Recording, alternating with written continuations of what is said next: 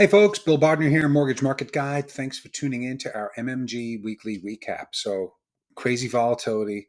Um, we're living through the same movie that started last November. Uh, where's inflation? What about the status of the labor market? How far is the Fed going to go? And so we had the jobs report this week, and it conflicted in some ways with some of the earlier, what we think are more forward-looking leading indicators of the health of the labor market. So, the help wanted signs. Earlier this week, we had the JOLTS report. The JOLTS report showed that 1.2 million help wanted signs were erased from the economy between July and August, right? And so you can only imagine how fast that is changing. We had Challenger Gray come out, and we had like the sharpest drop in hiring in like 11 years. That's also kind of forward looking. But then we had the jobs report, and the jobs report number, the number came in just above expectations.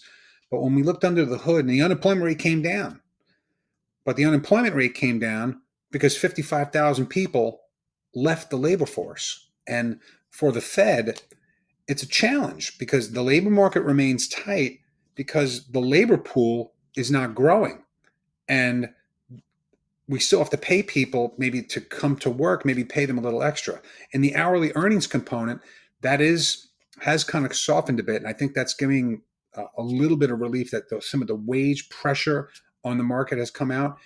So we wanted, the Fed wants to create unemployment, and we're getting it. This was the weakest reading in some time, but it's still not going to stop the Fed talk, the Fed toughness.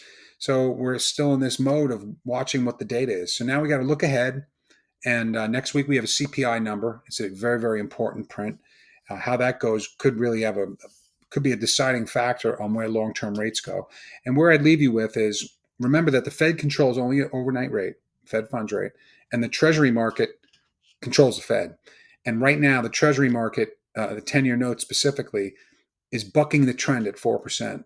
The largest single day yield decline in 14 years happened last week when the 10-year note hit 4%. We're beneath it now, but getting towards it again after hitting nearly 350, which is the floor. So we have to watch 350 on a 10-year note as a floor and 4% as a ceiling. And that's going to hopefully guide you in your longer term pipeline. And then lastly, what I think about if what we share here every week is interesting to you and your team, please respond. Send us a note. Would love to talk to your salespeople. Maybe provide our Mortgage Market Guide product because we do this day in and day out. And we even have a newsletter that you can deploy to your partner network, which helps provide insights and guidance. Again, all related to this stuff that we talk about each week. Hope this finds you well. Have a great long weekend, and we'll talk to you soon. Bye for now.